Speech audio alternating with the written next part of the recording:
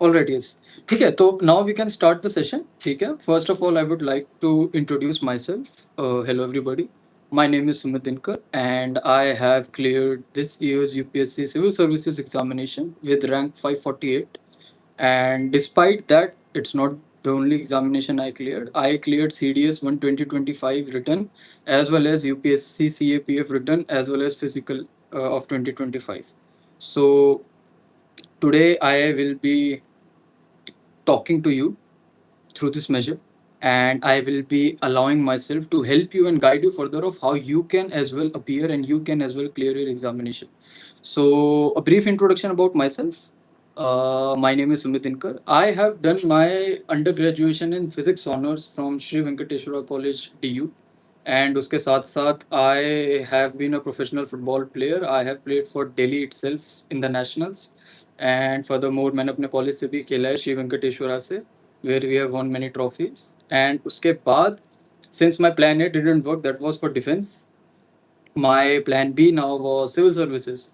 So I entered into the civil services. 2023 के mid के दौरान I started preparing for civil services. And in 2024 I was not able to clear my prelims. So that was one setback for me. उसके बाद 2025 में I cleared CDS, I cleared CSC, and then I also cleared CAPF written and physical. So that was about my introduction, everyone. And now we can start with the session. First of all, for the newcomers, I have something to brief them about the civil services structure and how to actually approach being a beginner into the civil services examination. So, as सबको पता है कि there are 3 stages in this examination: prelims, mains, and then interview. है ना? Prelims के लिए UPSC has given you syllabus as well as for mains UPSC has given you syllabus. So the first and foremost thing जो हम सबको करनी है वो है break down the syllabus. हमको सिलेबस को ऐसे रटना नहीं है, हमको सिलेबस को अपने लिए आसान बनाना है. Make easy for us to understand कि एक्चुअली में यूपीएससी हमसे टेस्ट क्या कर रहा है in all these 3 stages. And these 3 stages, UPSC will be testing you on various dimension of subjects. जैसे internal security is one, economics is one, उसके बाद you have ancient history, you have geography, everything. तो for a beginner, है ना, to go throughout these 3 rough procedures is a big task in itself, and it is a time taking as well. It takes 1 year. 1 साल आपका पूरा लग जाएगा इसी procedure में, and after that you get allotted the selection recommended by UPSC, and then you get services as per your preference and other things. So first of all I would like to talk to you about prelims. ठीक है, तो prelims में इस समय 2 part में होता है. First paper is of GS and second paper is of CSAT. GS paper is the scoring paper जो कि डिटरमाइन करेगा कि आप आगे जाएंगे या नहीं जाएंगे. And CSAT paper is qualifying paper. 66 67 something number आपको चाहिए होते हैं सीसैट क्वालिफिकेशन में, and you are good to go with that. Now the main thing for prelims that I would like to talk to you all about is how to prepare for prelims, how to approach prelims as a primary stage. Because for me, see, prelims has been the toughest part for me despite of mains and interview. Prelims क्योंकि ये stage अगर नहीं clear होता है तो then you are again on the back track, you are again on the starting point of the grade. तो 2024 I was not able to clear my prelims, and in 2025 I was able to score 94 something marks in prelims as I cleared it. तो prelims के लिए जो सबसे पहला stage है वो आपका हमेशा रहेगा कि go back to your basics, और आप उस बेसिक्स को बार बार रिवाइज करते रहिए. You have to revise that thing again and again. Whatever notes you have prepared, we will talk about the notes making as well as we will go along this session.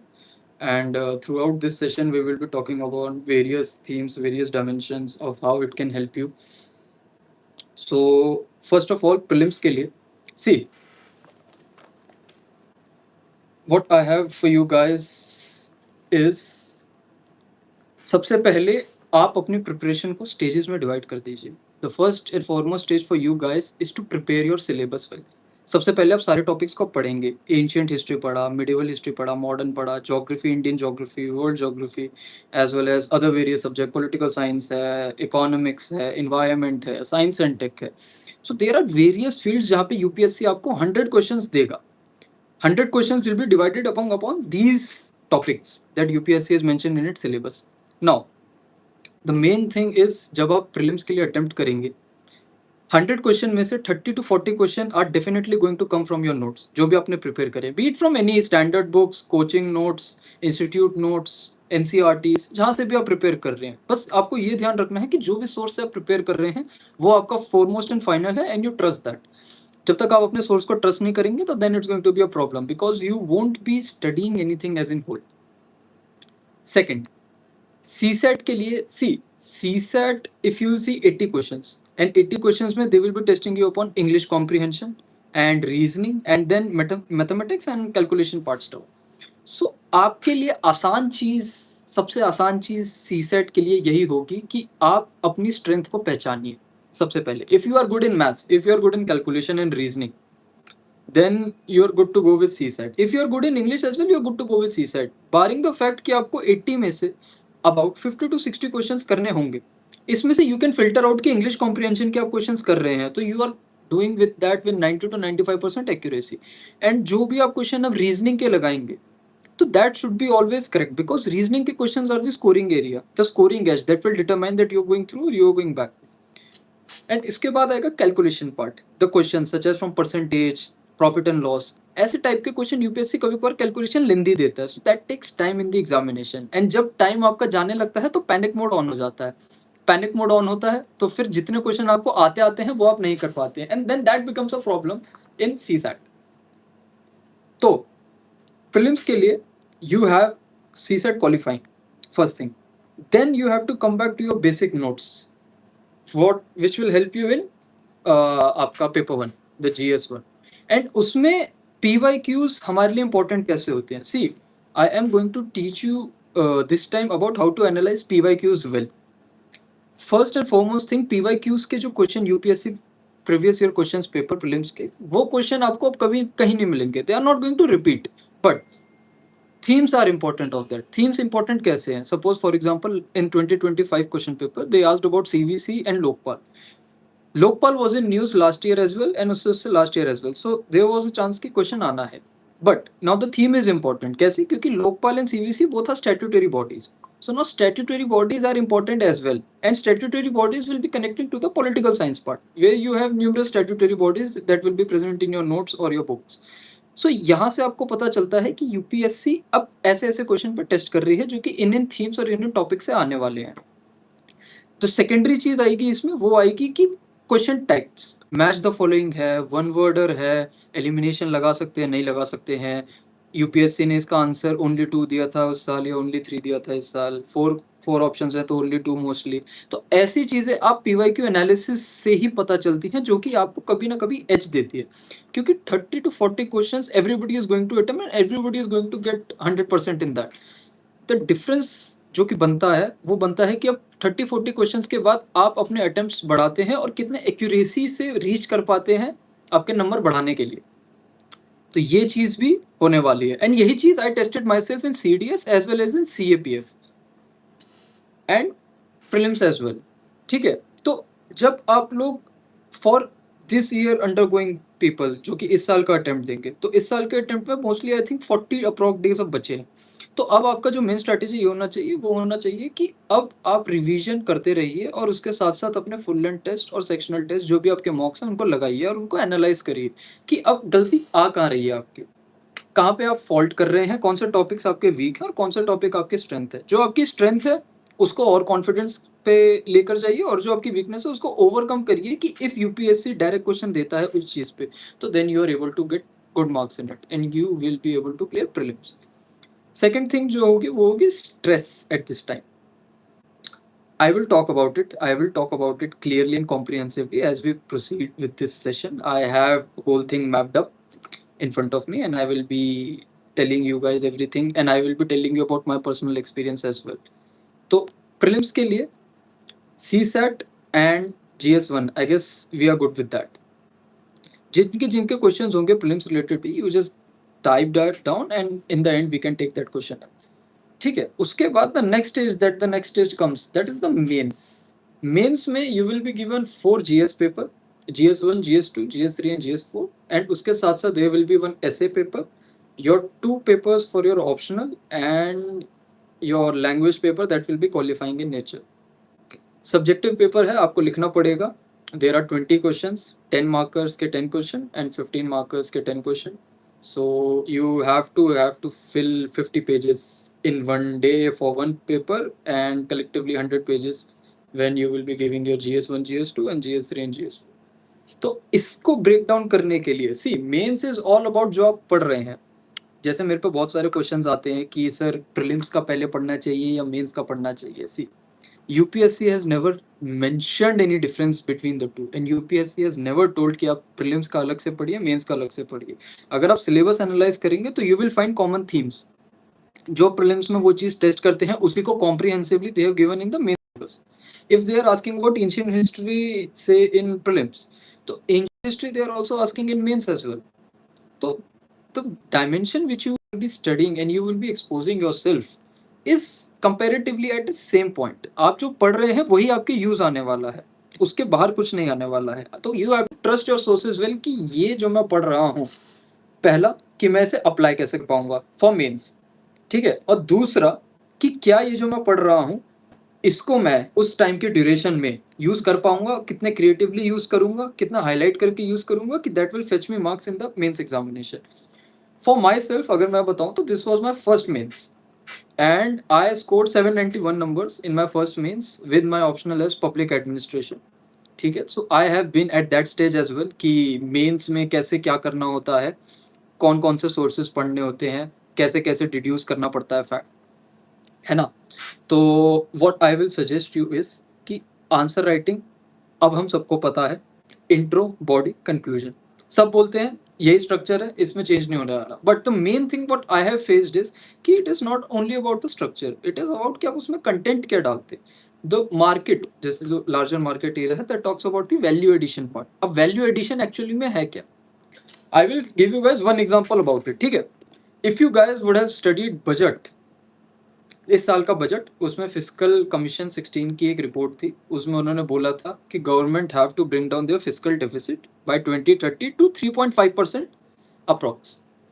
अब suppose fiscal deficit पे you have a question in mains examination, तो mains में fiscal deficit you will be writing every point कि कैसे government को fiscal health manage करनी है, कैसे फिस्कल कंसोलिडेशन करनी है, क्या क्या इंपैक्ट्स होते हैं फिस्कल डेफिसिट के, and what is fiscal deficit. You everyone has studied this.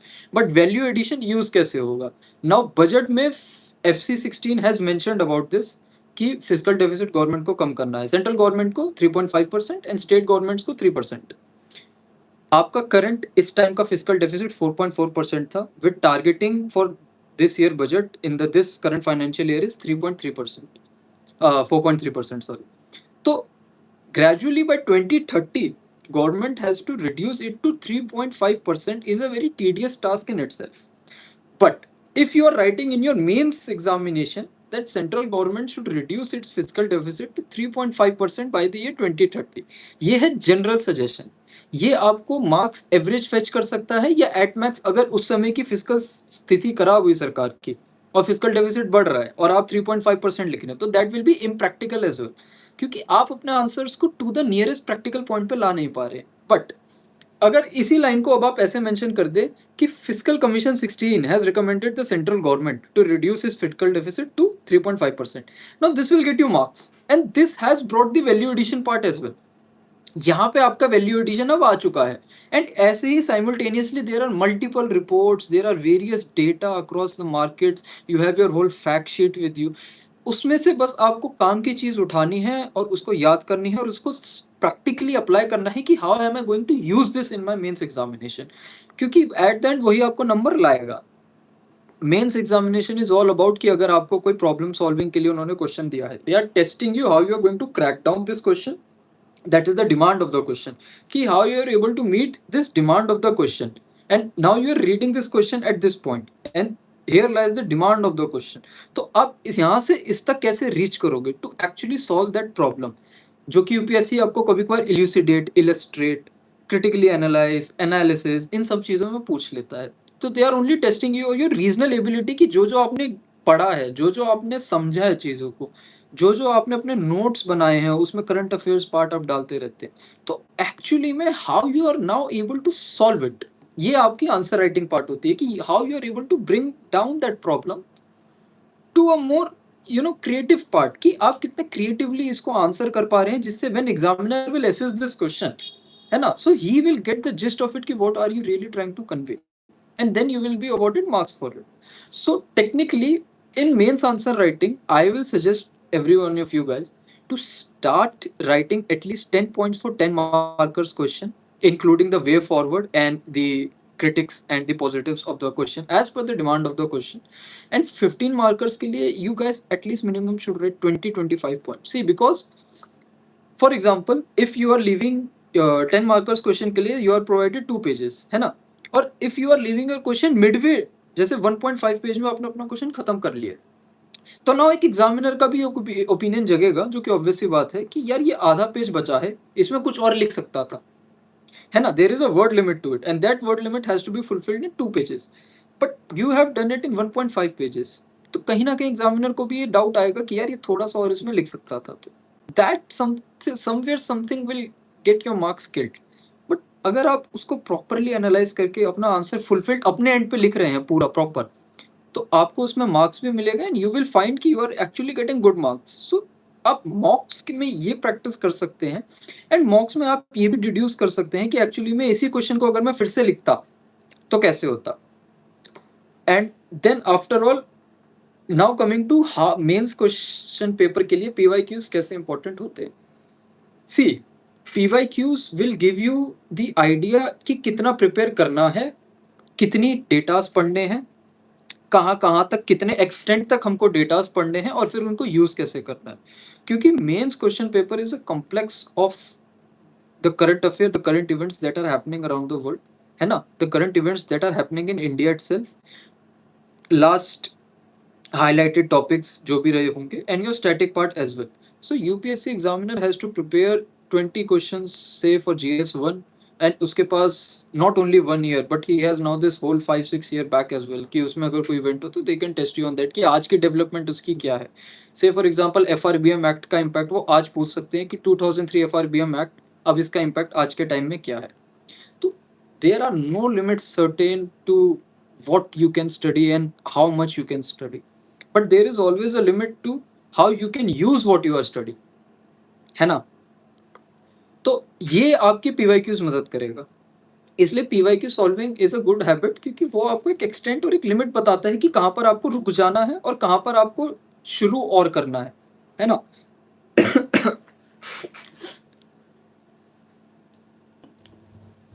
तो पीवाईक्यूज एनालिसिस के लिए I will be suggesting you all guys कि last 5 to 10 years PYQs are more than enough.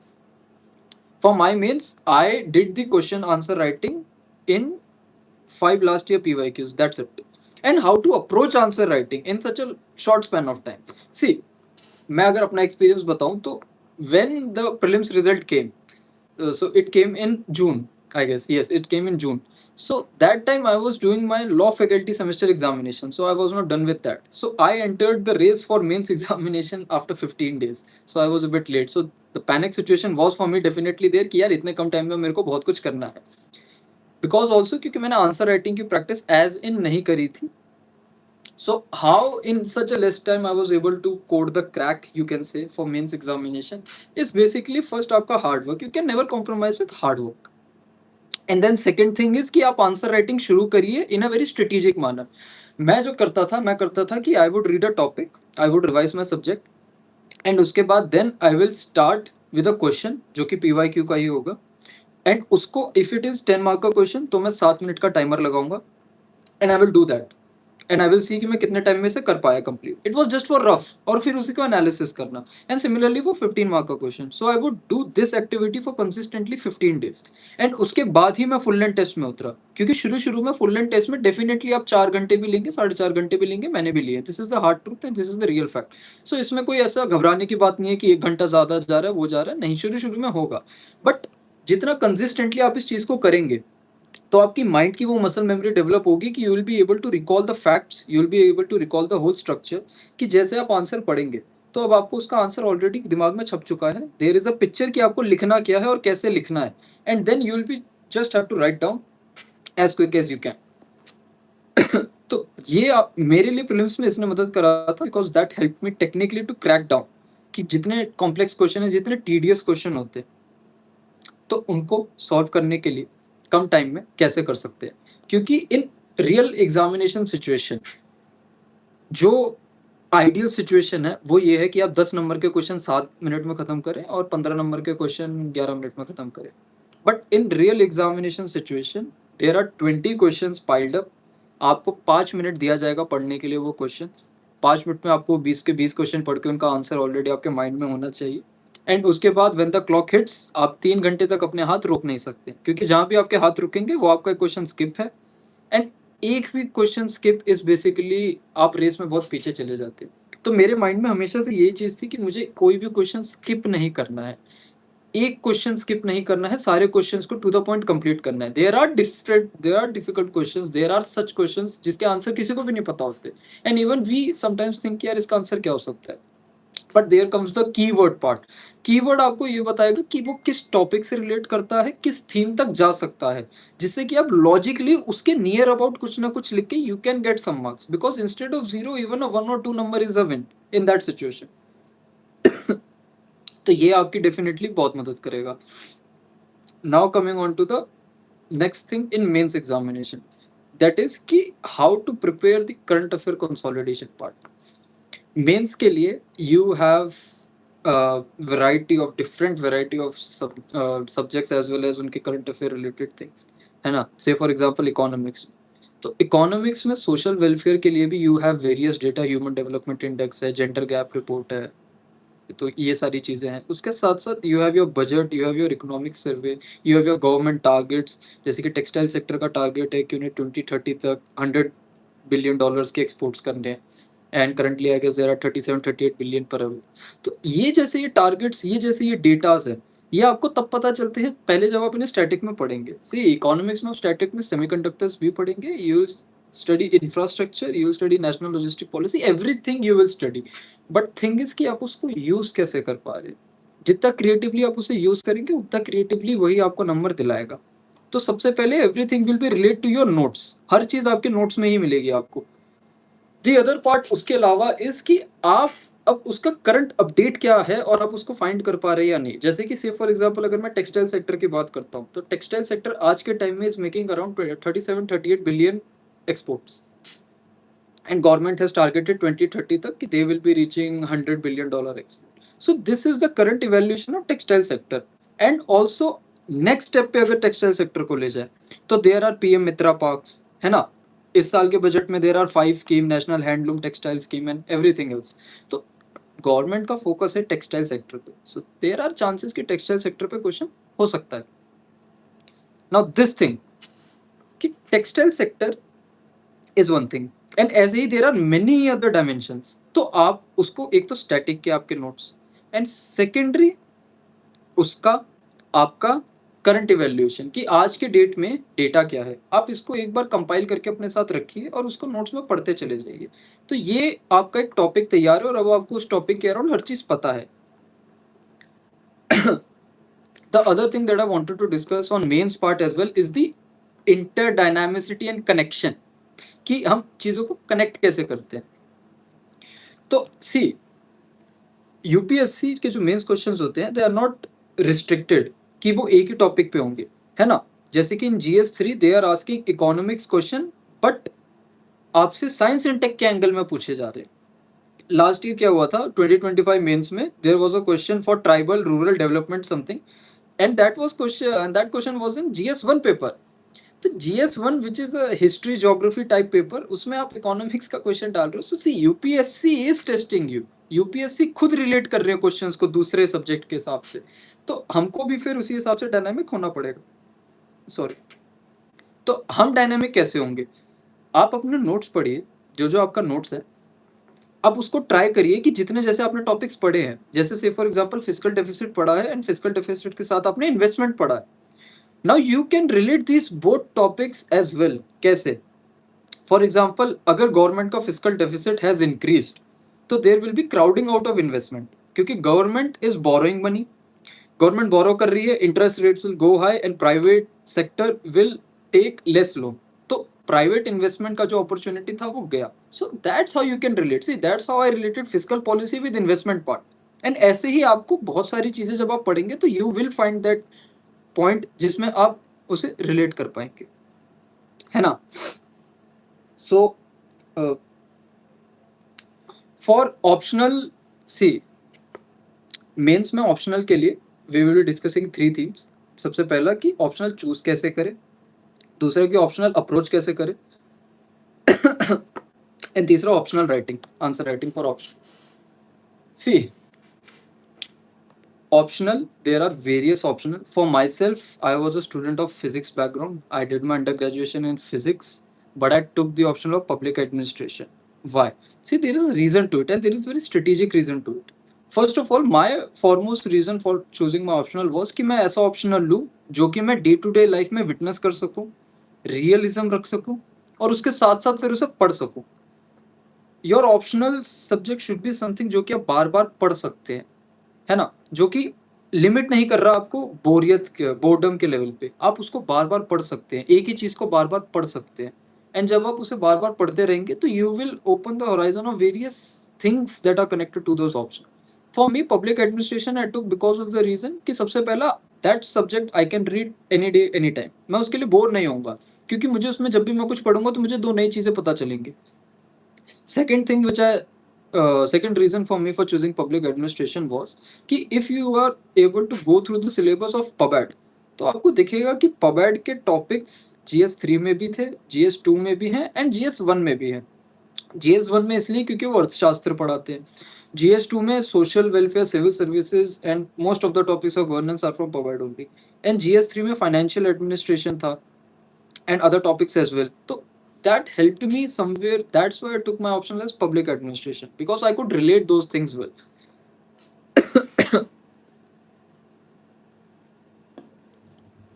Second is how to approach your optional. देखिए, सबसे पहले आप अपना optional का सिलेबस को अच्छे से गो थ्रू करिए एंड अंडरस्टैंड द सिलेबस कि इस सिलेबस में आपको कौन कौन से सब्जेक्ट जीएस के भी हेल्प कर सकते हैं. इफ देर आर थीम्स और इफ देर आर यूनिट्स जो कि आपके एसए में मदद कर सकती है, and also in GS4 ethics paper as well. उसके बाद जब आपने वो सिलेबस क्रैक डाउन कर लिया तो just you know yourself better than anybody. तो आपको पता है आपकी कैपेबिलिटीज क्या क्या है. If you can study your optional yourself then good for you. Because for me I studied my optional public administration all by myself. I did not go to any coachings. I did not wrote any answer writing of any institute coachings etc. I was the one जिसने PubAd अपना खुद से ही करा. So I know that self preparation stage of optional, that's why I could relate it better. And if you are able to fulfill that need of the examination कि आप खुद से optional cover कर सकते हैं अपना, then definitely go for it, क्योंकि then you are confident yourself. And if you are confident yourself, then you will definitely find the areas जिसमें आप अपने आप को कम बैक कर ही लेंगे in optional as well as in your GS paper. So that was for mains. And mains में for essay writing, see, for essay writing I will suggest you one thing कि if you are reading newspapers or even not if you are reading newspaper, but if you are going through magazines or social media as well, क्योंकि for essay paper I picked out my examples naturally from social media and from essay. This was because essays में आपको जितने original examples रहेंगे उतना they will fetch you the marks and how are you able to substantiate those as well as in ethics. ठीक है, for myself I will state you guys an example जो कि मैंने literally use करा ऐसे. See, there is one motor sport driver Jann Mardenborough. सो यान मैडनबरो की story ये है कि ही वॉज अ पर्सन जो कि कार रेसिंग सिमुलेशन करता था. He was a gamer by profession, but by profession he was a gamer and then he turned to professional motorsport arena. So this was his journey from being a gamer to a professional motorsport driver. I use that example in my ethics, in courage and everything, and I also use this example in my essay because most of the people won't be using that, but I did, and इसलिए आपका answer अब unique हो जाता है. Similarly there is sub inspector Geeta Samota ma'am जिन्होंने 7 peaks of wonder complete करा है. Now many of the people won't be knowing this example. I use this example and I believe that that would have helped me to keep my answers natural, organic and would have given me the dynamic approach related to कि आप realism कितना ला सकते हैं अपने answers में. सो आपकी creativity पर है कि आप कितना क्रिएटिव है अपनी प्रिपरेशन को लेके.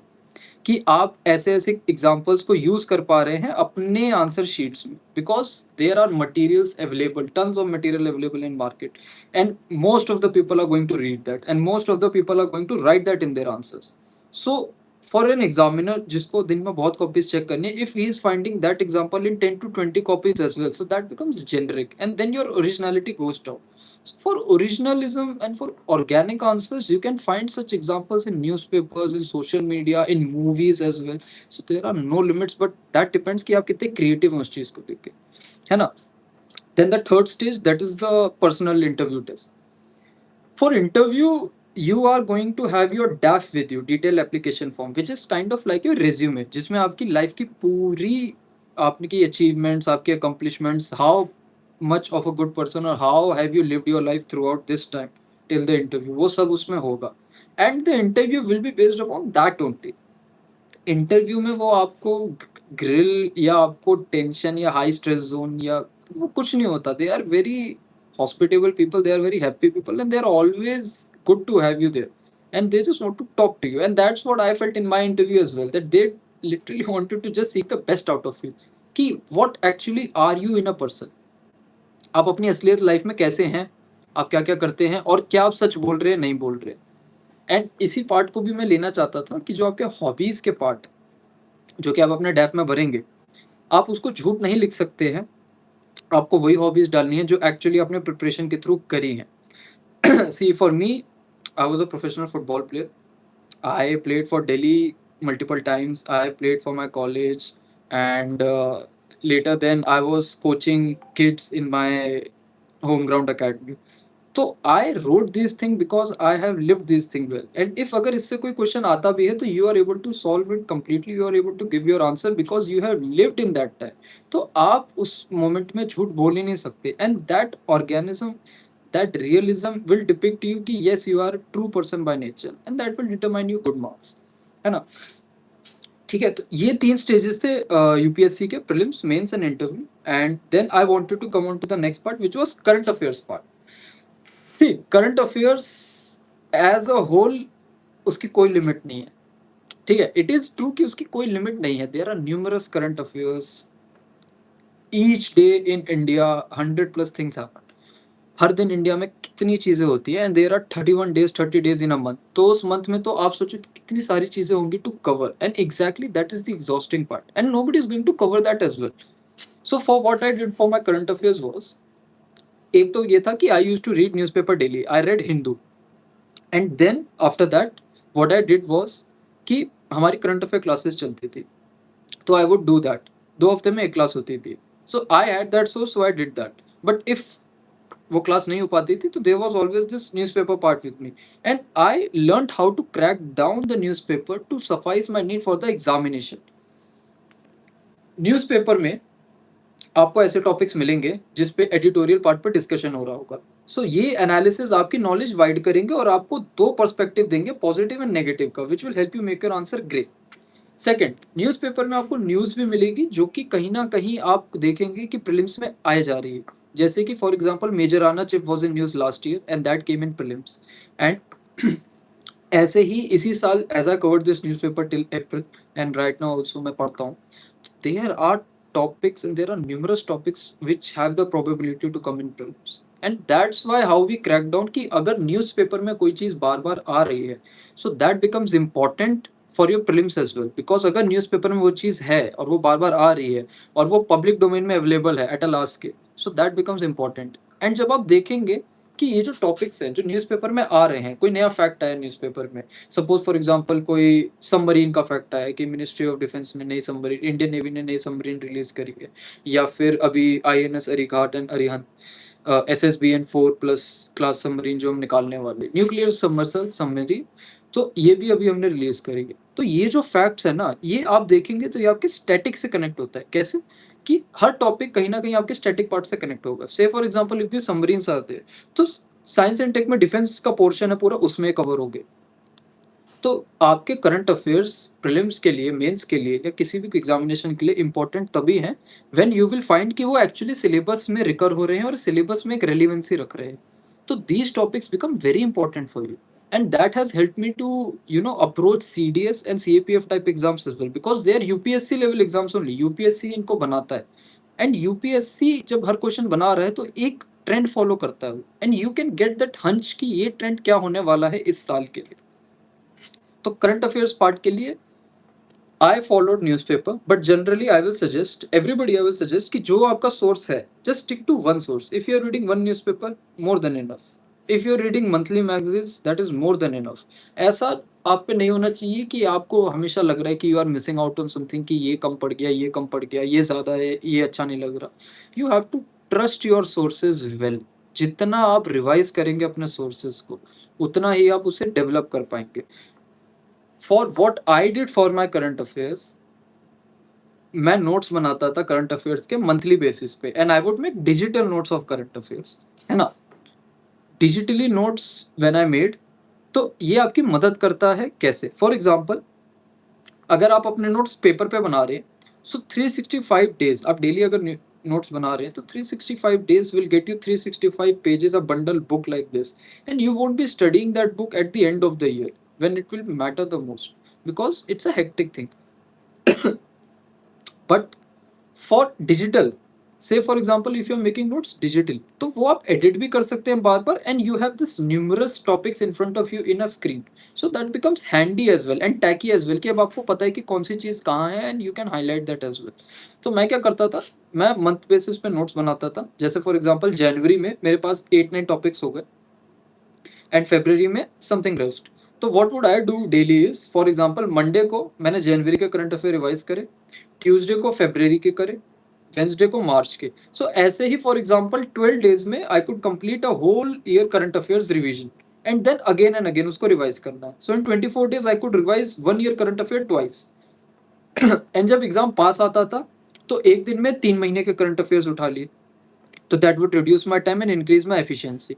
एंड उसी के साथ मैं क्या करता था कि जो टॉपिक्स होते थे, if that topic is most important for me, मुझे ऐसा लगता है कि यार ये टॉपिक बहुत ज़्यादा इंपॉर्टेंट है, ये न्यूज़पेपर में आया है और ये हो सकता है एग्जामिनेशन में आ जाए, तो मैं क्या करूँगा, I would take the sticky notes, see like this, I would take the sticky notes, मैं इस पे वो लिखूंगा, डिटेल्स लिखूंगा, and I would paste them adjacent to my notes. जैसे जिस टॉपिक से वो रिलेट कर पा रहा है, जिस टॉपिक से वो है करंट अफेयर्स, उसको मैं उसी टॉपिक में अपने नोट्स में चिपका दूंगा, तो मेरे नोट्स भी अपडेट हो गए. अब नेक्स्ट टाइम जब मैं नोट्स रिवाइज करूंगा, तो मेरे करंट अफेयर्स भी रिवाइज हो जाएंगे, और डिजिटल करंट अफेयर तो मैं रोज रिवाइज कर ही रहा हूँ. तो इस हिसाब से current affair parts get easy for you, वो आपको फिर स्ट्रेस नहीं देगा. एंड जो जो टॉपिक्स आपको लगेंगे बहुत ज्यादा थे, बहुत बड़े थे, वो अब शॉर्ट हो चुके हैं, क्योंकि you are revising it on daily basis. And when you are revising this topics ना, तो ये आपके दिमाग में एम्बेड हो जाते हैं. फिर next part is the creativity of how to use them in examination, जो कि मैं पहले भी आपको बता रहा था कि मेंस में यूज कैसे करना है इन्हें, जो कि विल गेट यू मार्क्स. तो ये ability when you will develop ना, तब यू विल सी कि current affairs is not a tacky part for this examination. The main tacky part for examination is उसको बार बार पढ़ना, कि आप कितने न्यूमरस बार उसको पढ़ पा रहे हो. The main thing is that the tacky part. तो इससे you can you can complete your current affairs well. For people जो कि बोलते हैं कि if they are not getting time enough for newspaper as well, you have that monthly magazine, and if you not have even that, because time is a reason for this preparation, तो what you can do is annual year magazine आती है. If you have that effort, so you can revise that annual year magazine again and again, and important topics you can get out from it, and that can help you in prelims as well as in mains. तो ये आपको decide करना है कि what works best for you. For me it, मेरे लिए जो काम कर रहा था, that was newspaper, my classes and my notes. But what works best for you is you have to decide on your own, because that is your own strategy.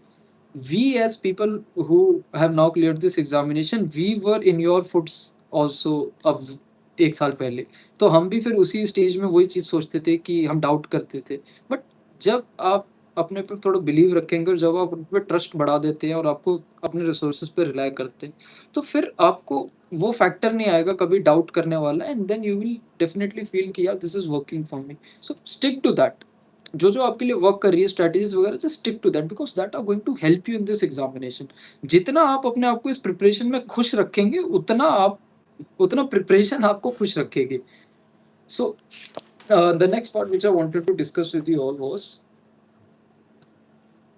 We have discuss PYQ, we have discuss personality, ठीक है। Alright, notes preparation का, हाँ। तो see, for a beginner या for people now who are going to prepare for this examination, notes आप बना लीजिए, because notes are going to help you throughout this journey, not for civil services examination but for other examinations as well. Notes are most important thing. और notes बनाने के लिए sources क्या क्या होने चाहिए? सी, सबसे पहली चीज ये है कि जो सोर्स आप पिक करेंगे, stick to that. Personally for me, I was a student of next IAS GS foundation course, तो वहाँ से मेरा GS का नोट्स वो कंप्लीट हो गया था। बट उसके ऊपर एड ऑन्स होते हैं, and add ons I did from newspaper, add ons I did from various government sources जो कि नए नए डेटा देते थे, न्यू न्यू इन्फॉर्मेशन आती थी। तो you would just add that to your current existing notes, जिससे कि आपके नोट्स डायनामिक हो जाते हैं। जितने आपके नोट्स डायनामिक रहेंगे, उतना आप उसको ट्रस्ट करेंगे और उतना आप उसको बार बार पढ़ेंगे भी, क्योंकि मिड ईयर अगर आपने नोट्स अपने बदल दिए और फिर से अब आप नोट्स बनाने लग गए, so that is a very tedious process and that will going to waste a lot of time for you guys as well, because time is a royalty in this examination, and time management अगर आप एक बार सीख गए, so you are going to go through easily throughout this whole journey, है ना। And for sources as well, अगर आपका background solid है with respect to art subject, तो you don't have to go through NCERT। See, एक retired IPS officer ही है, उन्होंने मेरे को बोला था ये कि हम ग्रेजुएट होकर, we people are graduated graduates now, है ना, we have done our under graduation. So for the people who have basically now graduated, going back to the schools books, NCERT's books, to understand the concept, है ना, so that does not sit well. You are आप इतने समझदार अब हो चुके हैं कि अगर आप कोई स्टैंडर्ड बुक उठाएंगे, तो you can have that gist कि अच्छा, now I have this source and now I will stick to it, और उससे आप अपने नोट्स बनाइए। Furthermore there are avenues of AI today as well. AI has helped a lot. अगर आपको कोई टॉपिक नहीं समझ आता है, type into the AI, use creative prompts, and that will going to help you ki how you are going to, you know, understand that topic well. Because most people get stuck in science and tech portion. Because for science and tech, there is nuclear energy, there is space sector, there is biotechnology, defense, non-nuclear energy, renewable energy, semiconductor, nanotechnology, and whatnot other topics. So उस topics को समझने में people definitely face problem, and उसके लिए ही what you can do is you can refer to, for example, अगर आपको basic से शुरुआत करनी है तो there is 6 to 8 NCERT till 10th, 8th to 10th NCERT is more than enough for it, है ना। और उसके लिए फिर एडवांस के लिए now you can refer to any institute standard book, because that book will give you everything what you need under one roof. तो that you can do that as well for your notes preparation. But एक बार जब आपके notes बन जाएंगे, है ना, तब उसके बाद जो मेन थिंग वो आएगी, वो होगी उसको रिवाइज करना और उसको अपडेट करते रहना, क्योंकि नोट्स एक टाइम पर विल गेट आउटडेटेड। नोट्स आपके कभी इनकम्प्लीट नोट्स आपके, आपको ट्रस्ट रखना है, जो आपके नोट्स आप बना रहे हो उसमें आपने एफर्ट्स लगाए हैं, है ना। नोट्स कभी गलत नहीं होते हैं, नोट्स इनकम्प्लीट हो सकते हैं और वो कंप्लीट हो जाएंगे विद अपडेशन। तो वो आप एक फैक्टर ध्यान रखिए कि we have to update our notes regularly over time. And जो आप मॉक्स लगा रहे हैं या जो आप क्वेश्चंस अब देख रहे हैं, PYQs में कोई अच्छा क्वेश्चन दिखा, उससे रिलेटेड कोई अच्छी इन्फॉर्मेशन मिली, so just add that to your current existing topic in the notes. तो उससे क्या, आपके नोट्स डायनेमिक रहते हैं, रिच रहते हैं, तो उससे आपको प्रॉब्लम नहीं होती है इन द लॉन्गर रन, क्योंकि फिर आप उसको बार बार रिवाइज जब करेंगे तो आपको पता होता है कि ये टॉपिक यहाँ पर है, इसमें मैंने ये जोड़ा था। तो अब आपके लिए वो टाइम पोर्शन कम हो गया, और अब आपकी नीड जो है एग्जामिनेशन की वो फुलफिल हो जाएगी, है ना। तो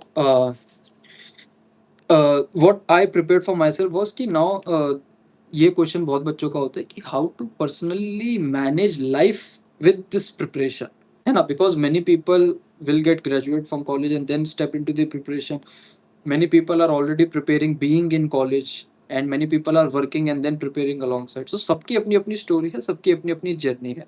for myself what I will tell you guys is 2023 में I broke my collarbone खेलते खेलते।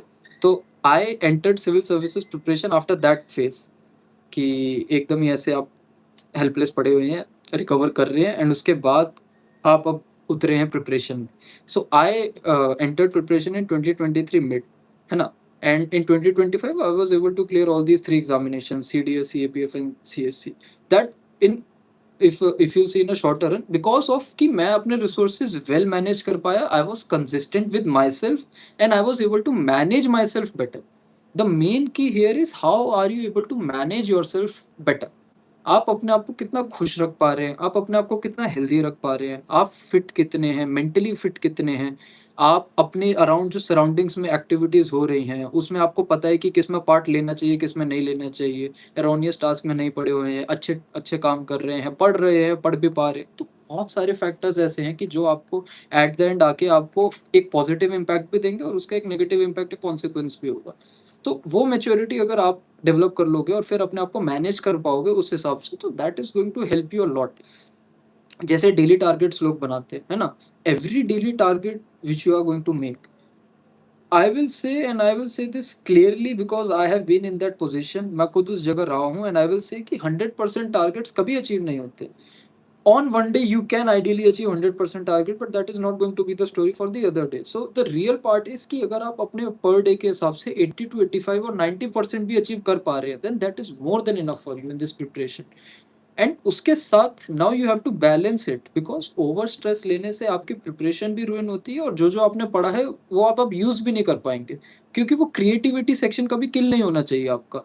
तो उसके लिए what I will suggest you guys is कि आप अपने आप को मैनेज करके रखिए, जितना आप इस प्रिपरेशन में खुद को मैनेज कर पाएंगे विद आपकी पढ़ाई। जैसे आपकी हॉबीज है, फॉर एग्जांपल मेरी हॉबीज अगर मैं बताऊं तो I was a nerd for video games. तो I play lot of games, FIFA हो गया, कॉल ऑफ ड्यूटी हो गया, बहुत सारे गेम्स हैं, है ना? तो I did that throughout my preparation. I also continued with football as well throughout my preparation and other interests that I have. So मैं यही बोलूँगा कि never kill yourself your interest over this preparation, because sacrifice का time आएगा, there will be a time to sacrifice these things, but जितना आप अपने आप को खुश रखोगे इस preparation में, तो उतना this preparation is going to benefit you and will increase your chances as well to get selected at the final stage. Because see, at the end this preparation is part of your life, है ना? This preparation is not your life. You want to enter this mode of preparation, you want to give this examination because this examination can change your life, and this examination is going to give you opportunities that you can use to change millions of life in this country.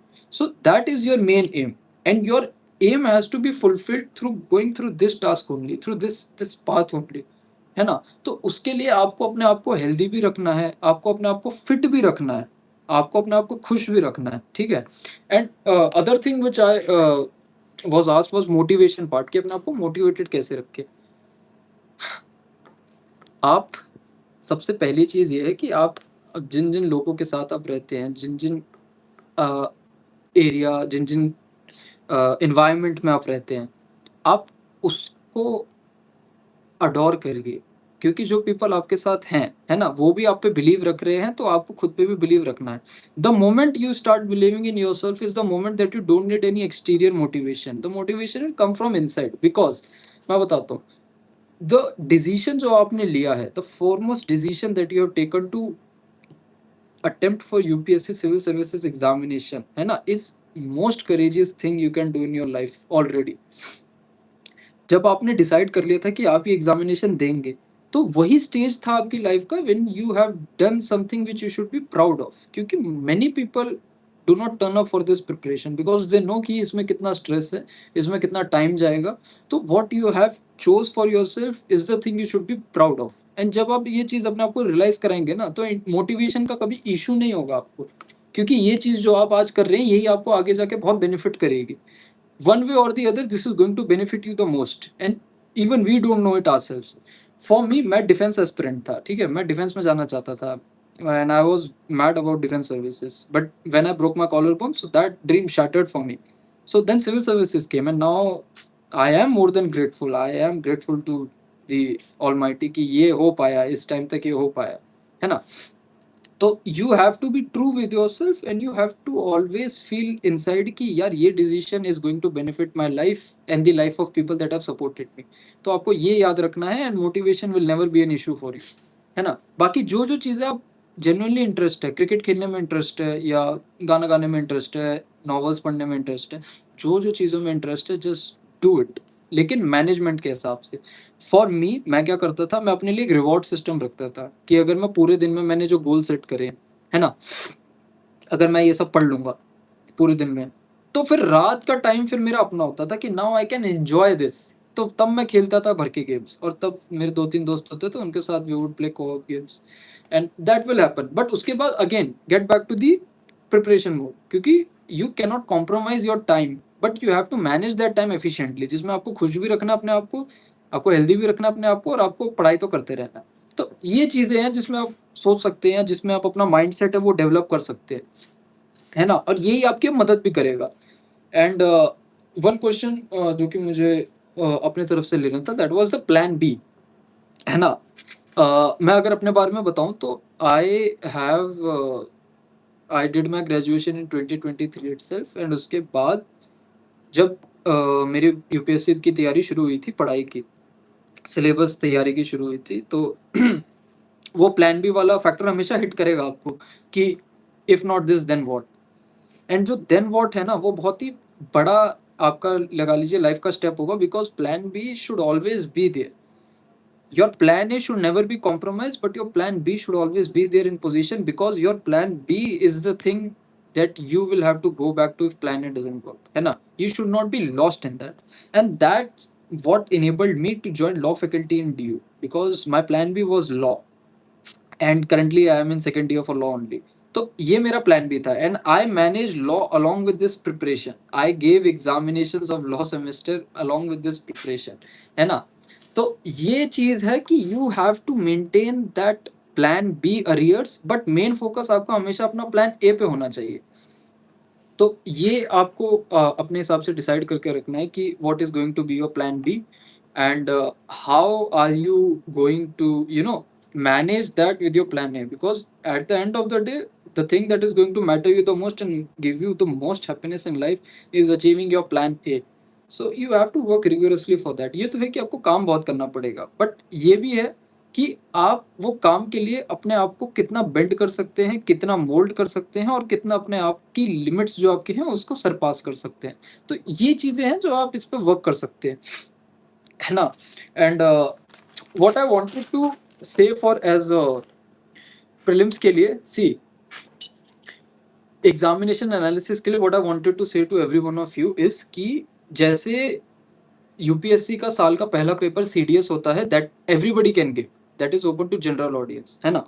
So start treating this examination as mock for your main examination, that is civil services, क्योंकि UPSC prepares this examination as well, है ना? यही examination UPSC बना रहा है, and if you are able to study these subjects well and you are able to analyze that topic well, and then you are able to perform well in those examination, cds हो गया जैसे for example, है ना? तो start treating them as mocks। मेरा कहने का ये मतलब है कि जब आप इन examinations को mock examination की तरह treat करने लगेंगे, तो आप एक चीज नोटिस करेंगे कि एक तो कॉन्फिडेंस बिल्ड होगा, क्योंकि वही क्वेश्चन यूपीएससी बना रहा है and you are able to solve that. Second, आपको थीम्स पता चलती है कि what UPSC might hit for this current year. तो ये चीजें हैं, एंड रियल एग्जामिनेशन सिचुएशन के mocks will be better than anything any day. तो दैट वाज द रीजन कि मैंने सीडीएस दिया, दैट वाज द रीजन मैंने सीएपीएफ दिया, बिकॉज ऑफ दैट पेपर 2 जिसमें मैंने मेंस का मॉक लगा के सोचा था देने का। तो ये आप ट्राई कर सकते हैं, क्योंकि इससे आपको थीम्स पता चलती है और themes will help you to deduce the fact of UPSC कि प्रीलिम्स में वो क्या क्या पूछ सकते हैं। हैपेंड इन 2024 जब वाई भारत मैटर्स का क्वेश्चन आया था कि ये बुक के ऑथर कौन है, तो वो सीडीएस में भी सेम था, वो यूपीएससी प्रीलिम्स में भी सेम था। एंड चांसेस आर हाई कि आपको पता चलता है कि व्हाट यूपीएससी विल टारगेट, है ना? और करंट अफेयर्स सेक्शन भी उसमें आप शॉर्टलिस्ट कर सकते हैं कि इस बार करंट अफेयर्स में यूपीएससी ने क्या क्या पूछा है। सो ये काफ़ी चीज़ें हैं which you can work upon.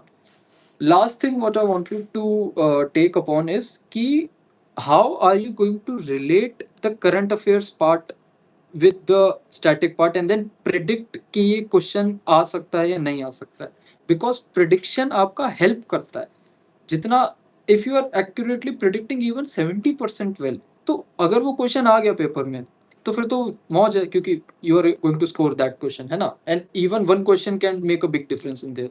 तो अब मैं इस एग्जांपल से समझाना चाहता हूँ कि करंट अफेयर्स कैसे निकाल के how you going to predict कि वो क्वेश्चंस क्या क्या पूछ सकते हैं, because the question might not be directly address to what you have studied, but उसके अराउंड आ सकता है question.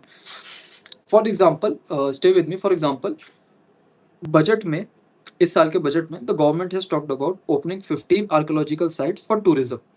Now if you studied that portion well, या आपने वो न्यूज़पेपर में ही वो लाइन पढ़ी होगी, तो 15 साइट्स में देयर वर हस्तिनापुर, है ना, and there were Lothal, Dholavira etcetera and other sites. Now Hastinapur, Dholavira and Lothal are the Indus Valley civilization sites which are very famous sites. तो जब इन sites को आप अपने notes में भी पढ़ेंगे, है ना, तो now you get the idea कि government is targeting these 3 sites perhaps for opening tourism, but now for prelims के लिए ये कैसे important हो गया? धौलावीरा के features, लोथाल के features, हस्तिनापुर के फीचर्स, ये सारी चीजें प्रीलिम्स के लिए इंपॉर्टेंट है, and not these sites only. Indus valley civilisation is now important for prelims, है ना, archaeological survey of India is important for prelims. तो ऐसे you can target and shortlist कौन कौन से topics could come in prelims examination. For example, अभी last year का current affair था कि Maratha forts has been assigned the UNESCO world heritage site. Now Maratha forts are important for prelims, Maratha Empire are important for prelims, and if you will study a bit deeper into it, na, you will find कि there are something 10 to 12 forts in there, और उसमें से एक port is Jinje fort that is in Tamil Nadu. So that could be a question frame match the following के case में वो question दे सकते हैं कि ये फोर्ट कौन सा, या they can directly ask कि यूनेस्को वर्ल्ड हेरिटेज साइट में इंडिया का कौन सा एडिशन। तो ऐसे यू कैन टारगेट वेल कि क्या प्रेडिक्ट कर सकते हैं। लास्ट एग्जांपल इज, अभी 1000 साल हुए थे पूरे सोमनाथ टेम्पल के इन्वेजन को बाय मोहम्मद गजनी। तो now Ghazni is important, Ghaznavid empire is important, Somnath temple as a whole is important, and other topics as well. जैसे मिडिवल में नागभट्टा 2 हैं, एक रूलर गुर्जर प्रतिहारा के, he has rebuilt Somnath temple, so now he is connected to Somnath temple, so he could be important and could be asked in a statement in prelims। तो कहने का ये मतलब है कि द टॉपिक्स, जो करंट अफेयर टॉपिक्स हैं जो कि start hovering around in newspapers और आपको दिखते रहेंगे ना, यही topics you will find in the examination, in not in the one way but in the other way. So you have to have that predictability. तो वो प्रिडिक्शन फैक्टर भी एक लेके चलना पड़ेगा आपको, which will help you to shortlist this current affairs. ये current affairs आप लोग शॉर्टलिस्ट कर पाएंगे, एंड उसी को जब बार बार पढ़ेंगे तो that will help you as well in your prelims examination. So this is also a thing that you can do. इसके अलावा there is one thing, a set of question that I want to address. उसके बाद I'll be taking questions from all of you guys. I'll be here and we'll be having a questionnaire round. Time table, या definitely, हाँ, time table कैसे बना है। सी, for me personally, मेरा जो time table होता था वो बहुत ही रियलिस्टिक होता था, because I know me so well, और मुझे पता है मेरी कैपेबिलिटीज़ क्या क्या हैं। मुझे पता है कि मैं कितने घंटे बैठ सकता हूँ, मैं क्या क्या पढ़ सकता हूँ, और मैं कैसे कैसे पढ़ सकता हूँ। So I know myself very well then the entire world. कोई भी मेंटर होगा, कोई भी सर होंगे, कोई भी फैकल्टी मेंबर होगा, they don't know me well as much as I know myself well. तो टाइम टेबल आप बनाना शुरू करिए, टाइम टेबल उस हिसाब से बनाइए that relates to your real personality. क्योंकि अगर आप अपने हिसाब से ट्रू नहीं है खुद के लिए, तो फिर you will be making time tables which are ideal in nature and you are not going to complete that thing as well. और जब वो टाइम टेबल के टारगेट्स आप बनाएंगे और वो मिस आउट होंगे, फिर पैनिक होगा आपको कि नहीं हो पा रहा।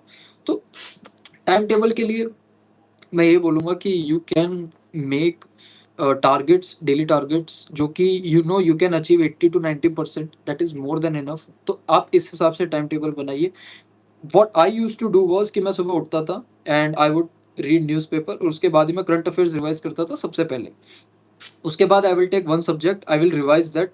अगर प्रीलिम्स पास आ रहा है तो I will revise that subject. Revision के बाद ही उसके सेक्शनल क्वेश्चंस लगा लूँगा, 20 से 25 सेक्शनल क्वेश्चंस लगा लूँगा कुछ उसी सब्जेक्ट के, उसी टॉपिक के।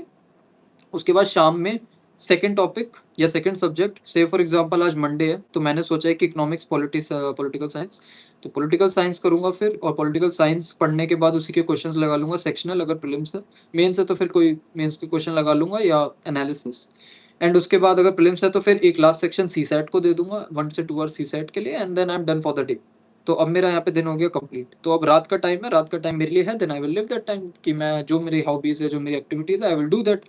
A day that is productive and nothing more can be asked of that day कि यार इसमें और कुछ भी हो सकता था, है ना। तो you have to have that practicality with you कि मैं कितना कर सकता हूँ और फिर मैं कितना कर रहा हूँ, क्योंकि ग्रेजुअली वो बढ़ेगी। ग्रेजुअली अगर आज आप 4 घंटा बैठ रहे हैं और उसमें से 1-2 घंटा पढ़ रहे हैं, तो आगे आने वाले टाइम में फिर आप 10 घंटा बैठेंगे और उसमें 6 घंटा पढ़ेंगे, तो that will come with time. So you have to be patient with yourself and you will see yourself कि how you are gradually progressing as well, है ना।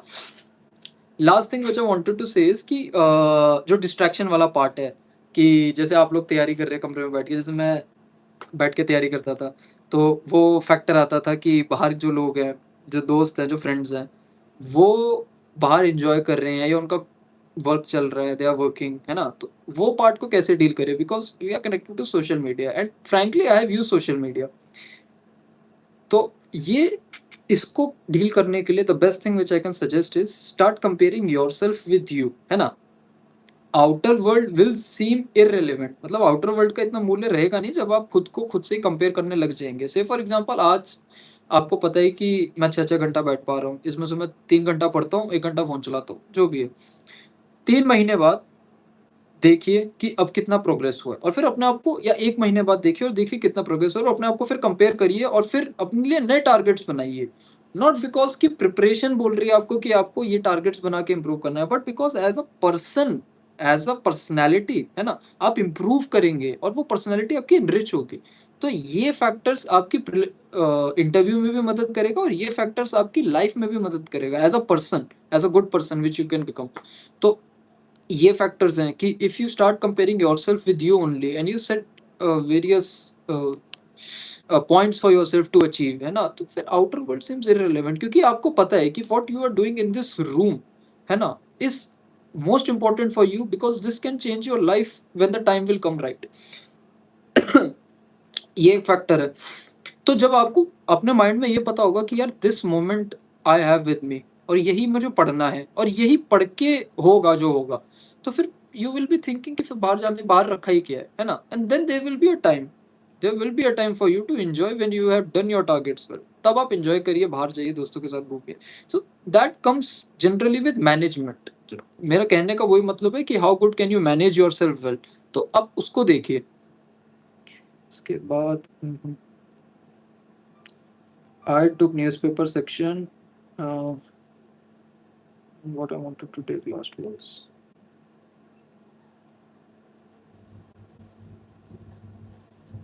हाँ, मैप्स, यस, मैप्स। देखो, predictability can also occur in various forms, कि हम UPSC के question कैसे predict कर सकते हैं। मैप्स बेस्ड क्वेश्चन होते हैं, जैसे मैपिंग वर्ल्ड ज्योग्राफी समथिंग के क्वेश्चंस होते हैं, तो उसका सीन इज सॉर्टेड कि जो जो इवेंट्स अब करंट इवेंट वर्ल्ड में हो रहे हैं, जैसे सोमालिया का भी हो रहा था, सोमालीलैंड का, red sea is in the news, black sea is in the news, Ukraine Russia are always in news, middle east is in news high time इस समय, है ना, north America is in news, Venezuela is in news. तो now the question can be framed on multiple horizons, जैसे bordering countries of Venezuela, ये question हो सकता है। अमेजोन रेन फॉरेस्ट कौन सी कंट्री को नहीं पास करता, ये क्वेश्चन हो सकता है। या फिर बॉर्डरिंग पूछ लेंगे कि ईरान किस कंट्री को बॉर्डर करता है, दुरांत लाइन क्या है, रेड सी की बॉर्डरिंग कंट्रीज कौन सी है, मेडिटेरेनियन सी की बॉर्डरिंग कंट्रीज कौन सी है। तो ये क्वेश्चंस फिर ऐसे अराइज होते हैं बिकॉज उससे related something was in news. तो you have to fetch that thing कि कौन कौन सी चीजें न्यूज में है। There you can divide it in two section. First is static. Static में यू विल बी रीडिंग की कैस्पियन सी की बॉर्डरिंग कंट्रीज क्या है, ब्लैक सी की क्या है, इस सी की कौन सी है, वोल्गा सी कहाँ से ओरिजिनेट होती है, क्या ब्लैक सी में जाती है, नहीं जाती है, दूनबा रिवर, ये सब आप पढ़ेंगे स्टैटिक में, तो ये स्टैटिक के लिए रख दीजिए। Then come the next part, current affair से अब हम कैसे इन्फर करेंगे और प्रेडिक्ट करेंगे कि ये आ सकता है। तो उसके लिए यू कैन शॉर्टलिस्ट एरियाज जो कि वर्ल्ड में चल रहे हैं, और उससे related you can frame questions for yourself, and then वो याद रहते हैं। और जब वो याद रहते हैं, तो अगर उससे रिलेटेड कोई क्वेश्चन आता है पेपर में, तो you can solve that and it becomes easy for you. Because map question को डील करने के लिए you have to be strategic, and you don't have to be that कि आप हर कंट्रीज या हर उसकी बॉर्डरिंग कंट्रीज को रट लेंगे, but strategy can help you in that, and strategy should always come कि वो आपके लिए काम आसान कैसे कर रही है। जितना आपके लिए काम आसान होगा, उतना eight the end of the day you will B relieved and you will be happy. तो ये मुझे आपको कुछ चीज़ें बतानी थी for this session, which I'm grateful for the page that they allowed me to take this session and interact with all of you guys. And if इस session के बाद भी if you guys have question, तो I guess I will leave my Telegram ID for you guys. You can text me anytime. And now I can take the questions of people. Um, okay, so now we can start with the questions. Uh, mm, Vikas Rawat, where should I revise for prelims from standard sources? Should I make separate notes? यार अगर तुम्हारे notes तो बन चुके हो तो अब note से रिवाइज करना शुरू करो। लेकिन अगर तुम बुक से पढ़े हो और तुमने नोट्स नहीं बनाए तो तुमने बुक में हाईलाइट कर रखी होंगी चीजें, तो बस अब उन्हें पढ़ो। क्योंकि अब तो eight the end of the time अब टाइम कम है आप पे, तो अब तो रिवीजन ही इज योर ब्रह्मास्त्र। जितना आप रिवाइज करोगे उतना ही आपके लिए बहुत मदद करेगा, है ना? तो ये कर सकते हो। Sagar Patel, should I quit my job for preparation to focus to study? यार देखो यही है, at the end you have to manage your plan B, but you have to also manage this preparation, है ना? And you know yourself better than anybody, तो you have to decide for yourself कि आपको actually में क्या करना है। कि आपको अगर ये डिसीजन लेना है तो क्या इसके लिए साथ भी आपका प्लान भी तैयार है या नहीं है ना? तो you know yourself better, तो आपको अपने आप को सेल्फ एनालिसिस करके अपने लिए डिसीजन लेना पड़ेगा इस चीज के लिए। उसके बाद Kunal Chaudhary, sir, does one get distracted by formula like a chat on multiple resources? हाँ, that's a good one। ठीक है, हाँ, रिसोर्सेज को कैसे चूज करें, ये बड़ा क्वेश्चन है और ये जनरली भी बहुत इशू है कि रिसोर्सेज को कैसे चूज करें और स्टक डाउन करें कि ये रिसोर्सेज चाहिए। तो what you can do is, जो आप पढ़ रहे हैं, है ना, जो चीज आपने एक बार डिसाइड कर ली कि ये पढ़ रहे हैं and you will feel that कि this is working for you, तो अगर वो चीज आपके लिए वर्क कर रही है तो stick with that resource well and do not change it. तो फिर आप उसको चेंज मत करिए, आप उसको रखिए अपने पास और उसको बार बार पढ़ते रहिए and make most of it. क्योंकि जो रिसोर्स अब आपने यूज करा है तो आपने कुछ सोच समझ के यूज करा होगा, और अपने आप पर ट्रस्ट करना सीखिए कि अगर मैंने ये सोचा है कि मैं इस रिसोर्स को यूज करूंगा तो that will help you more than enough. तो उसके लिए नेवर कॉम्प्रोमाइज, आप बिल्कुल कॉम्प्रोमाइज मत करिए, और जो रिसोर्स आपने चूज करा है और आपने सोचा है कि दिस विल हेल्प यू, तो go for it, that is the thing. How many hours did you study every day? यार सी, शुरू शुरू में ऐसा होता था कि I would sit and I would study 6 घंटा 5 घंटा, बट जैसे एग्जामिनेशन क्लोज आता जाता है तो एग्जामिनेशन के क्लोज आने के साथ साथ वो आवर्स अपने आप बढ़ जाएंगे। आज 6 घंटा है तो कल 10 घंटा भी हो जाएगा, तो वो कभी फिक्स नहीं रहता था दिन का। मेन थिंग वो था कि मेरे को जो टारगेट्स हैं वो 80-85% भी हो जाए रिवाइज, तो मेरा बहुत मोर देन इनफ हो गया, आज का दिन बहुत प्रोडक्टिव है। And Keshav Singh, I am from normal college from tier 3 city, I am being BSc. नहीं यार, कोई मैटर नहीं करता।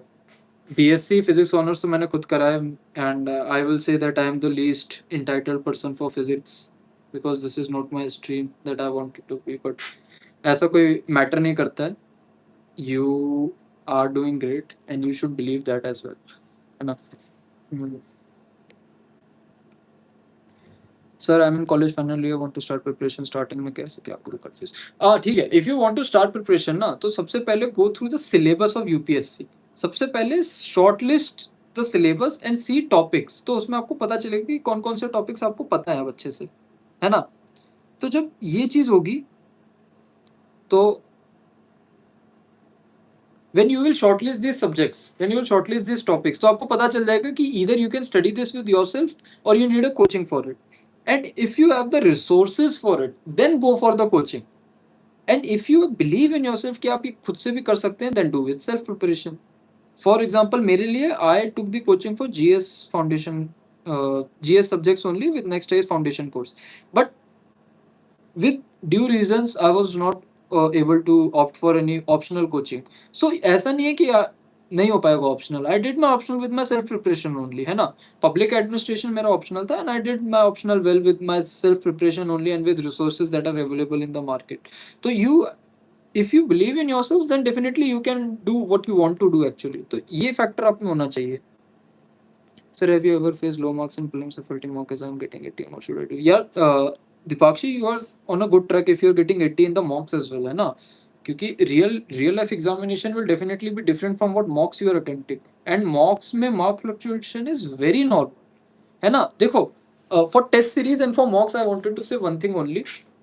I will club the questions on the test series and mocks. See, उसमें जो marks आ रहे हैं ना, that has nothing to do with your preparation. आप टेस्ट सीरीज को देने का जो मेन ओरिएंटेशन है, वो आप एक चीज ये शॉर्टलिस्ट करके रखिए कि मैं अगर टेस्ट सीरीज दे रही हूँ या दे रहा हूँ, तो इसमें मैं जो क्वेश्चंस फेस कर रहा हूँ, जो क्वेश्चन मुझे आते हैं, वो 100% सही होने चाहिए।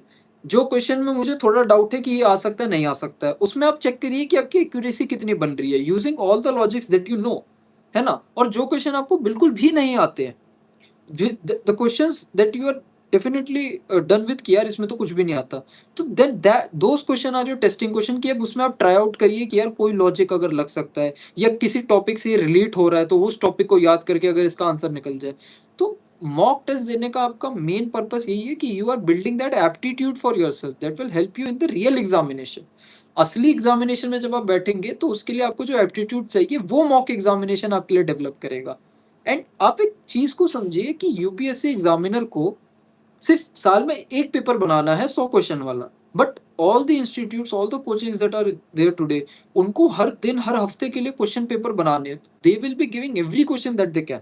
And that is not necessary कि you should be knowing everything as well, but you should know those things that are from your notes that are required for this examination, and at the end that will get fetch you marks in the real examination. So those things you cannot compromise it. Baki marks fluctuation is never an issue. I have scored much less than what you are stating here, so that is never an issue. Don't worry in that. हाँ, see, if you are enrolled in a coaching institute, है ना, and you are using their material, so that is more than enough. आप किसी भी coaching जा रहे हैं, कोई भी कोचिंग कर रहे हैं, all institutes are good today and all institute provide you with all those standard materials and that are more than enough. So you just have to trust those materials and make the most out of it.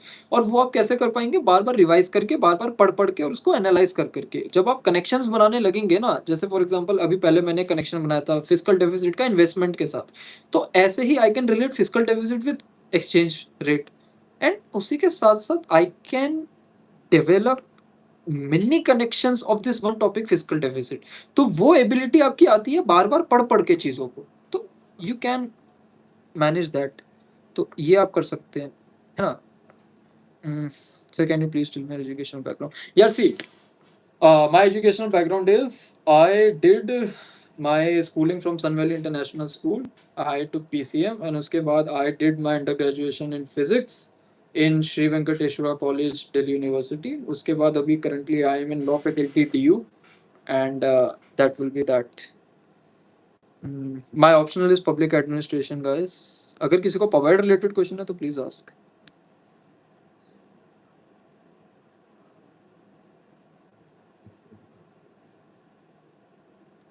The right way to start your UPSC preparation is, I told कि आप सबसे पहले syllabus break down करिए और उसके बाद देखिए कि what works for you, कि अगर ये सिलेबस के टॉपिक्स आप खुद से कर सकते हैं, then do it, there are more than enough. Thank you, Vinay bhai. हमने आंसर के studio sir, my marks.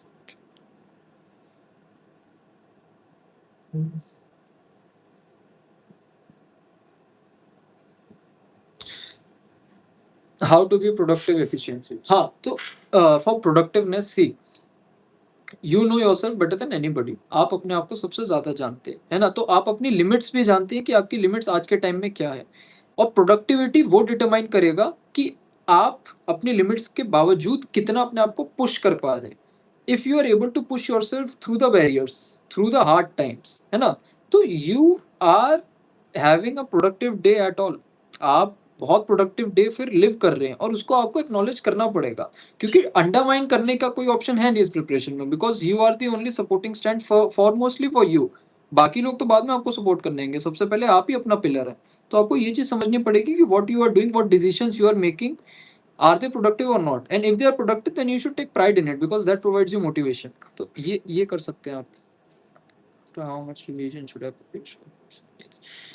C, short notes के लिए मैं बता देता हूँ। Short notes are basically those tacky things that help you in the last stage of revision short notes के लिए, है ना। तो आप एक सब्जेक्ट का शॉर्ट नोट्स तो नहीं कर सकते हैं, बट टॉपिक्स के शॉर्ट नोट्स बनाए जा सकते हैं। For example if I take textile sector with me, तो textile sector as a whole के शॉर्ट नोट्स मैं बना सकता हूँ। क्यों? क्योंकि मैं उसको बता सकता हूँ कि कितना एक्सपोर्ट वो कर पा रहे हैं, इंडस्ट्रियल प्रोडक्शन कितना हो रहा है, 12% आई गेस समथिंग एक्सपोर्ट है, इंडस्ट्रियल प्रोडक्शन 18 समथिंग परसेंट है। एंड उसके बाद कितना एम्प्लॉयमेंट उसमें जनरेट हो पा रहा है। So textile sector entertains about second largest sector for employment after agriculture. तो ये जो डेटा है ये इकोनॉमिक सर्वे 2025 और फिर बजट 2026-27 का।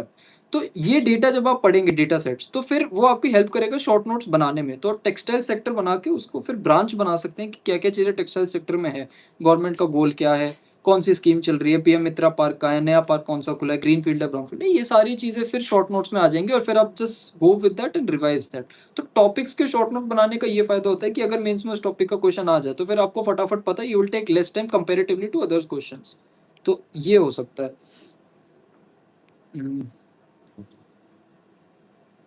एरिन सर, आपकी क्वेरी क्या थी? Please guide me how to prepare for strategy. देखो, we talked about prelims and we talked about it strategy कैसे होनी चाहिए फॉर बुक लिस्ट प्रीलिम्स की। यार you can take any that standard books that institute provides, many standard books are available in the market today, तो वो आप कर सकते हैं। For modern history I refer to Spectrum. मैंने 3-4 बार स्पेक्ट्रम पढ़ी और चौथी बार जब मैंने स्पेक्ट्रम पढ़ी तो मैंने स्पेक्ट्रम के इंपॉर्टेंट चीजें उठा के अपने नोट्स में ही डाल लिया। तो नाउ मैं मॉडर्न हिस्ट्री के जो नोट्स हैं उसमें स्पेक्ट्रम के एलिमेंट है, तो नाउ उसके बाद मैंने स्पेक्ट्रम कभी नहीं पढ़ी क्योंकि I have that spectrum in my notes. तो मैंने ये स्मार्ट वर्क करा था कि I deduce what I can from the book and I used it in my notes. तो ये कर सकते हो। ऐसे ही for political science there is Laxmikanth जो आप पढ़ सकते हो।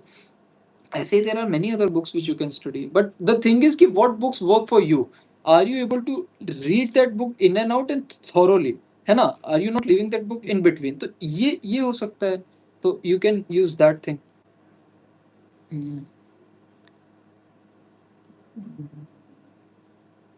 हाँ, पबेड के लिए see paper one if you will see ना, तो pubad is paper one. Pubad का जो पूरा है वो प्रॉपरली थियोरिटिकल पेपर है, लेकिन उसमें मार्क्स लाने के लिए what you can do is first of all conceptual understanding public administration की, क्योंकि पहली यूनिट आपकी थिंकर्स किया जाती है। उसके बाद what is public administration, evolution of public administration, Woodrow Wilson की थ्योरी। तो ये सारी चीजें जब हैं तो you can relate these things to the end of the topics. जैसे पर्सनल मैनेजमेंट हो गया, पब्लिक पब्लिक पॉलिसी हो गई, उसके साथ एडमिनिस्ट्रेटिव बिहेवियर हो गया। तो ये सारे जो टॉपिक्स आएंगे, कंपैरेटिव पॉवर्ड हो गया, डेवलपमेंट एडमिनिस्ट्रेशन हो गया, तो ये सारे टॉपिक्स पेपर वन के थियोरिटिकल टॉपिक्स है, तो इनकी थ्योरी है। बट मेन थिंग इज कि can you use this theory in paper two. तो पेपर टू में जो आप टॉपिक्स पढ़ेंगे you will find these theories implementation in those paper 2 subjects.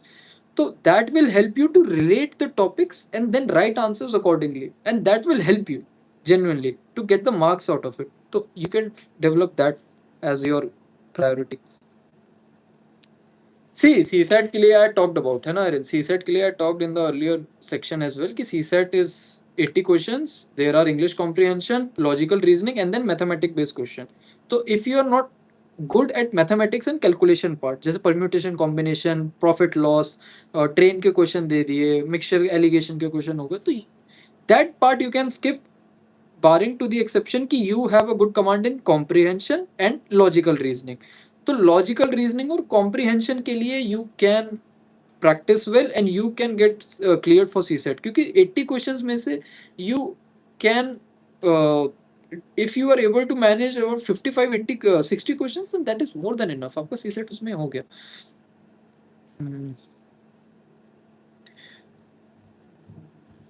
Okay, my powered resources, see what I will suggest you for powered is, एक लक्ष्मीकांत की book आती है public administration की, है ना? तो मैग्रॉ हिल्स की एक बुक है पब्लिक एडमिनिस्ट्रेशन की, तो यू कैन यूज दैट। उसके साथ there is Prasad and Prasad for your thinkers part, and what I found the most helping book was chronicles की 25 ईयर पीवाईक्यू बुक है। उस पीवाईक्यू बुक में आपको 25 साल के पवाड के क्वेश्चंस, उसके साथ साथ उसके आंसर्स, मॉडल आंसर्स दे रखे हैं, और बहुत ही अच्छे मॉडल आंसर्स दे रखे हैं। तो ये 3 बुक आई यूज्ड उसके साथ मैंने टेलीग्राम पे जितने रिसोर्सेज अवेलेबल होते हैं वो आई यूज। तो बुक्स के लिए तो ये है।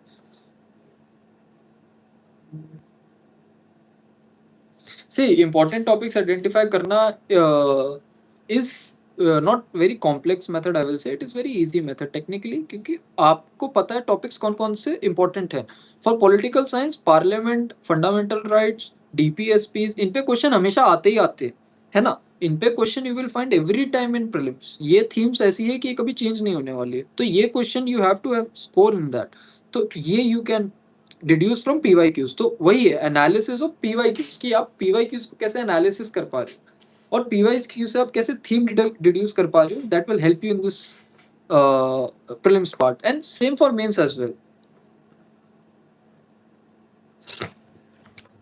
शिवांश, सी या टाइम जो उसके बीच का है वो मोर देन इनफ होता है, क्योंकि मैं I started my mains preparation 15 दिन बाद प्रीलिम्स के रिजल्ट के।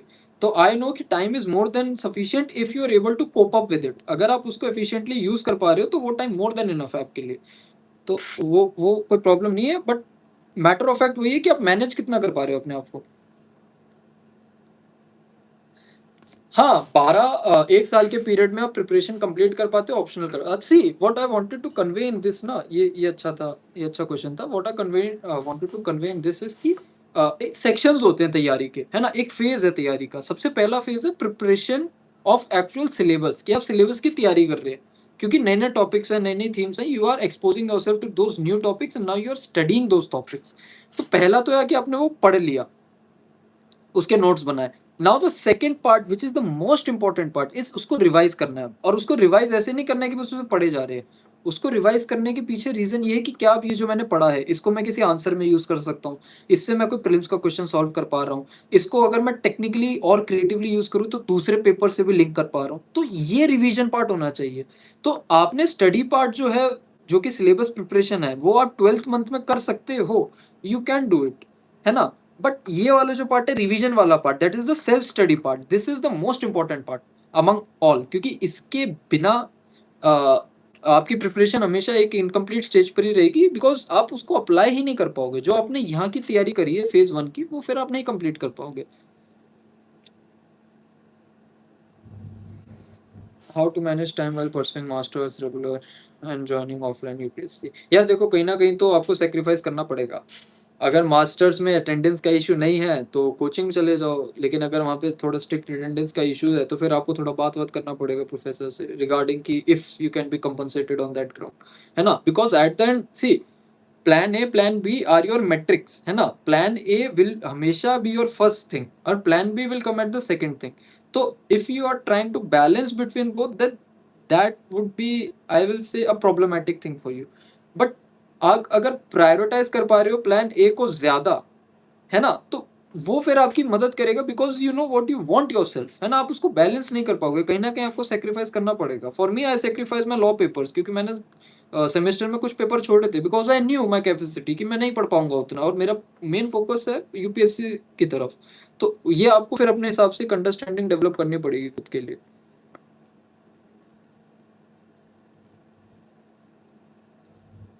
यार ऑप्शनल चूजिंग का मैंने डिस्कस कर लिया है पहले, इफ यू विल सी। एक बार मैं फिर बता देता हूँ how to choose your optional. यार देखो, ऑप्शनल सब्जेक्ट सबसे पहले आप सिलेबस देखो। अगर आपका बैकग्राउंड ऑलरेडी उस ऑप्शनल अवेलेबिलिटी का है, जैसे फॉर एग्जांपल आपने अपना हिस्ट्री ऑनर्स करा है और फिर you have that comfortability to choose history optional, but examination requirement के लिए आप वो ऑप्शनल चूज करिए, फर्स्ट थिंग, जो कि आप बार बार पढ़ सकते हैं। सेकेंड थिंग, जिसका सिलेबस अब कॉम्प्लेक्स नहीं है आपके लिए, आप वो सिलेबस पढ़े हैं और आपको वो समझ आ चुका है अच्छे से, and now you have that ability develop with in you कि अब मैं उसको रिलेट कैसे कर पाऊंगा और मैं कितना कितना रिलेट कर पाऊंगा। तो ये चीज हो गई। Third thing in the optional choosing is basically कि आपको कॉन्फिडेंस होना चाहिए कि ये जो आपने ऑप्शनल चूज करा है, you are sticking with it and you are fetching marks in it. क्योंकि देयर आर सर्टेन इंस्टेंसेस जहाँ पे कभी कभार कुछ ऑप्शनल लेस स्कोरिंग, ऐसे हाई स्कोरिंग चले जाते हैं, but you should always be stick with your optional and you should have that belief in yourself कि this optional is going to work for you. तो यही reason था कि I choose public administration, because I could relate pubad with other topics as well. और pubad interdynamic था with other GS subjects, so that helped me to choose public administration. And similarly, there are other optional subjects as well which you can relate well. तो you can have that gist of it by seeing the syllabus कि कैसे कैसे क्या करना है ना? It's not a very complex rule. Just go with one optional which you're comfortable at and then study it again and again and again. That is the real deal कि आप उसे बार बार पढ़ कितना पाते हैं. यार मेरी qualification see I have done my under graduation in physics honours with 8.86 GPA. उसके बाद I cleared CDS paper written. I cleared CSC. My rank is 548 and then I cleared UPSC CAPF written as well as physical, and I have interview pending for it which I don't know I will give or not. Yes, I always stick to newspaper for current affairs. Newspaper was my source, but you can choose any source you want, but stick to it and be true to it. क्योंकि main thing is कि आप उस पे कितना बार बार उसको rely करते हो.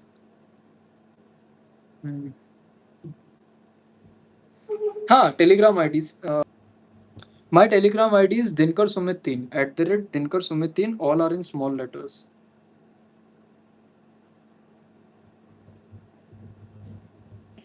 CAPF की स्ट्रेटेजी यार, CAPF की strategy is very simple. Paper 1 है आपका और पेपर 2 है आपका CAPF के लिए. पेपर 1 में आपको 125 क्वेश्चंस मिलेंगे, है ना? और उन 125 क्वेश्चंस में you will be tested on all grounds. उसमें आपका जीएस भी है, साइंस भी है और आपका मैथ्स भी आएगा.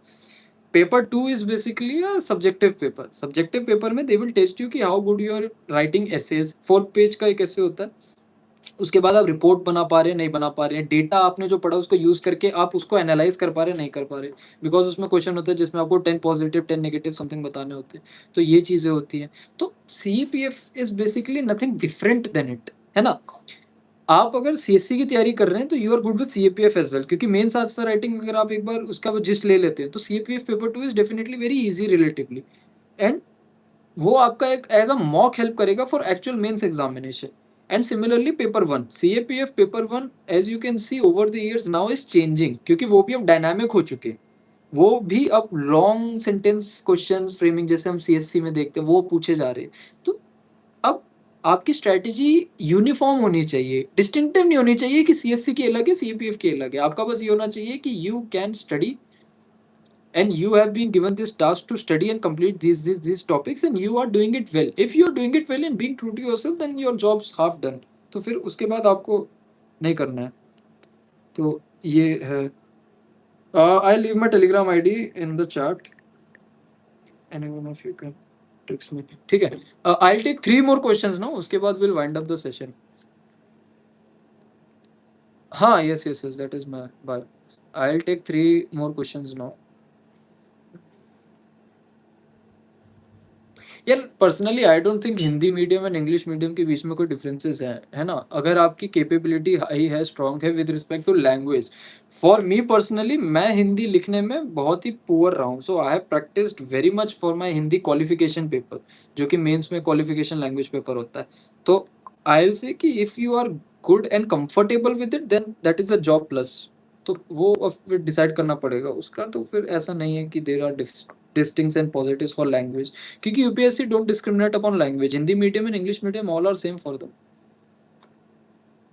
How to prepare the argument? यार CAPF के पेपर 2 के लिए argument. See, arguments में what they are actually asking you is how you can first of all defend the topic and then how you can go against it. तो what you can do is 10 marks का या 20 marks का वो होता है. तो 10 points आप positives के डिटरमाइन कर लो, 10 मार्क्स आप नेगेटिव के डिटरमाइन कर लो. जैसे हम किसी टॉपिक को सिविल सर्विसेज के लिए पढ़ते हैं और उसके एनालिटिक्स देखते हैं कि क्या पॉजिटिव है क्या नेगेटिव है, same they are asking for you in the CAPF question paper. तो वो आप अपने हिसाब से यूज कर सकते हो. तो वो तैयारी आपकी अब इधर काम आ जाएगी क्योंकि आप एनालाइज कर पा रहे हो और क्रिटिकली एनालाइज कर पा रहे हो, तो और बेटर है. तो ये है उसका उसका यही सिंपल फॉर्मूला है और कुछ नहीं है. हाँ देखो, करंट अफेयर्स का ना what I can tell you is to shortlist the time zone for current affairs, जो कि मतलब बहुत इंपॉर्टेंट होता है. जैसे फॉर एग्जांपल प्रीलिम्स है, तो प्रीलिम्स 2026 के लिए तो current affair months are important. That is January 2025 से लेके अप्रैल 2026. ये टाइम जोन है जिसमें करंट अफेयर्स आपको अच्छे से पढ़ लेने चाहिए. उसके बाद मेंस के लिए फिर वो ऐड ऑन होता चला जाएगा, क्योंकि फिर मई जून एंड जुलाई, अगस्त में मेंस है तो जुलाई एंड तक आपके करंट अफेयर्स एकदम पैक्ड होने चाहिए for mains examination, again early जनवरी से लेके. एंड सिमिलरली फॉर इंटरव्यू, और यही टाइम जोन फिर आपका कंटिन्यू करेगा अगले प्रीलिम्स के लिए. तो ये एक टाइम जोन है जो कि नरेट करता है कि क्या नैरो डाउन करने में मदद करता है टाइम पीरियड को करंट अफेयर्स के लिए। मेन स्ट्रेटेजी देखो, मेंस के लिए द फोरमोस्ट थिंग जो आपको करनी चाहिए वो होनी चाहिए command on every subject and उसकी सब्जेक्टिविटी को लेके कॉन्सेप्चुअल अंडरस्टैंडिंग कि अगर ये टॉपिक है तो इसके क्या क्या प्रोज एंड कॉन्स हैं, क्या क्या आप गवर्नमेंट इसमें और बेहतर कर सकती है, आप अपनी तरफ से कैसे उस चीज को और डेवलप कर सकते हैं, सजेशंस दे पा रहे हैं नहीं दे पा रहे हैं, एनालाइज कर पा रहे हैं, ब्रेक डाउन कर पा रहे हैं चीजों को नहीं, तो ये चीजें जो होती हैं ये आपकी बहुत मदद करती है ना।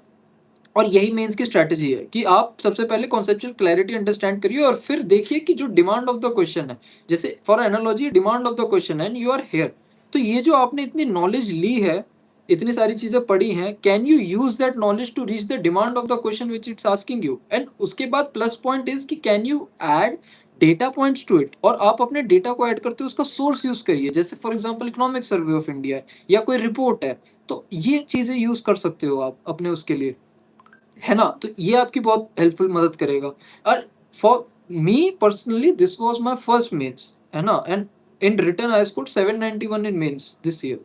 तो I think that has helped me कि I was able to quote my examples and I was able to quote my data and its sources well.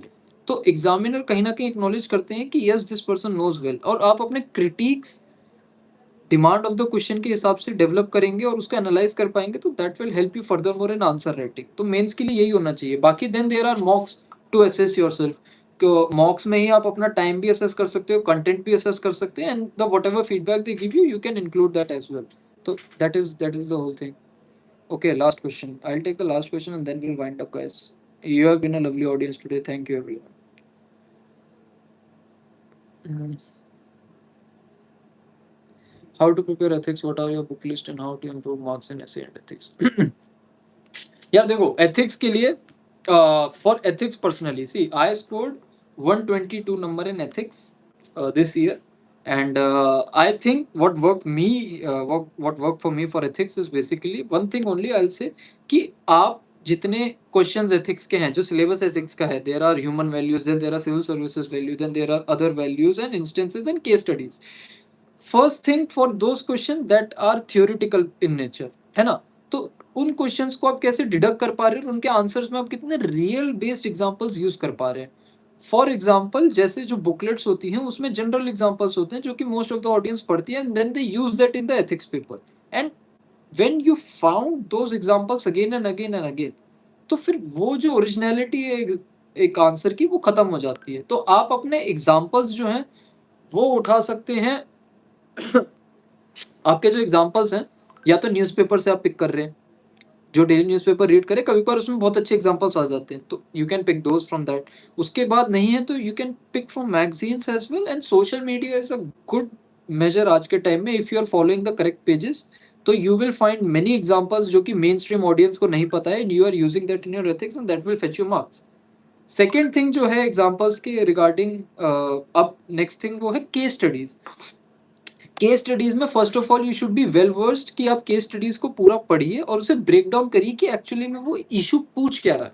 When you know actually कि इशू है क्या, तो उसके बाद you can develop that practical approach to it, कि मैं इसको solve कैसे कर सकता हूँ, because that is also question again, and you have to have that answers जो कि प्रैक्टिकल होगा, क्योंकि एग्जामिनर से looking out something in you कि आप उस आंसर को लिख पा रहे, which is not ideal, which is not impossible, but that is practically doable in that situation. तो उसके लिए आपको situation regarding case studies regarding practice करनी पड़ेगी और देखना पड़ेगा कि how actually things work, and यही यू कैन फाइंड और you can gate reference from real life examples जो आप डे टू डे लाइफ में अपने एग्जांपल देखते रहते हैं, जैसे DM working for the district हो गया, है ना, उसके कितने एग्जांपल है, वुमेन एम्पावरमेंट के लिए क्या क्या इनिशिएटिव्स लॉन्च करें गवर्नमेंट ने। तो ये सारी चीजें जब आप ऑन ग्राउंड देखते हैं होते हुए, तो you get connected to those situations really well, and that helps you alternatively in case studies as well, and that can increase your marks further. Third thing is manage your time properly in ethics paper. If you're leaving question in ethics, then that is a disaster, है ना। तो first foremost things आप पे यही mind में होनी चाहिए कि you don't have to leave any single question in ethics paper. Other papers में भी नहीं छोड़ने, बट एथिक्स में क्योंकि जनरली छूटता है बच्चों का, क्योंकि that is a lengthy paper, तो वो भी आपको बिल्कुल नहीं करना है, तो you can have that in mind.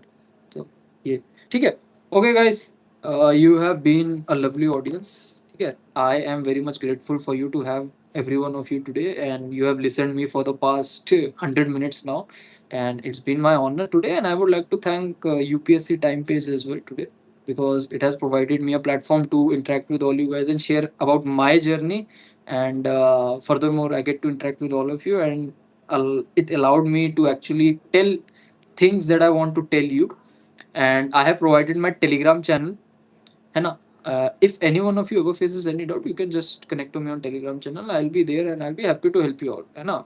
Thank you so much for today, guys. You have been a very lovely audience to me. Since this was my first time doing it, I would love to do it again any opportunity I get. And all the best to all of you. Last message what I want to give every one of you is, please stay healthy and stay happy. जितना खुश आप अपने आप को रखेंगे, उतना ही आप इस प्रिपरेशन को एंजॉय करेंगे, है ना, और उतना ही आप इस प्रिपरेशन को लिव करेंगे, and that actually will give you meaning to your preparation, है ना. तो please stay healthy, be happy and grind out your whole out, man, and just do what is required. And what I'll say is, all the best to all of you guys who are appearing this year, who are going to appear in next year, है ना. तो see you guys. Please stay safe, stay healthy. It's been an honor. Thank you.